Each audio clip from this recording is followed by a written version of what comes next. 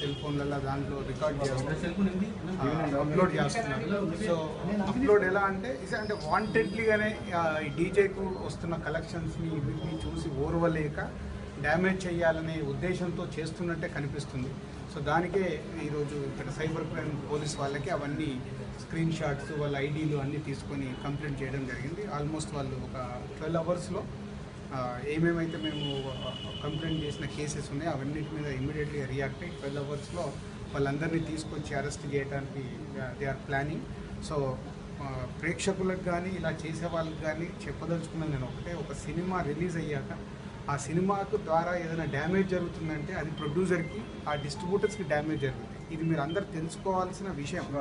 So దయచేసి ఈరోజు మేము ఎంతో కష్టపడి తీసిన సినిమాని మీరు థియేటర్లో చూస్తే దాన్ని ఎంజాయ్ చేస్తారు. ఇలా మనం దొంగచాటున ఒక సినిమాని డౌన్లోడ్ చేసి ఇలా అప్లోడ్ చేసి చేయడం వల్ల మీకు వచ్చే లాభం ఏం లేదు నాకు తెలిసి. మీరు ఓన్లీ వాంటెడ్లీగా చేయడము, దాన్ని క్రేజీగా చేయడము, ఇది ఎంత మటుకు కరెక్ట్ అని మీరే ఆలోచించుకోవాలి. దయచేసి ప్రేక్షకుల్ని కోరుకునేది ఒకటే, ఒక మంచి సినిమా ఇలా థియేటర్లో వెళ్ళి మనం చూసినప్పుడు దాన్ని ఎంజాయ్ చేస్తాం.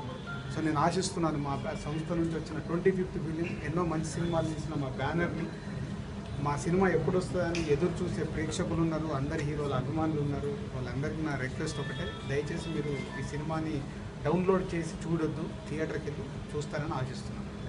Please subscribe. Please do subscribe. Please subscribe. Please subscribe. Please subscribe to our YouTube channel.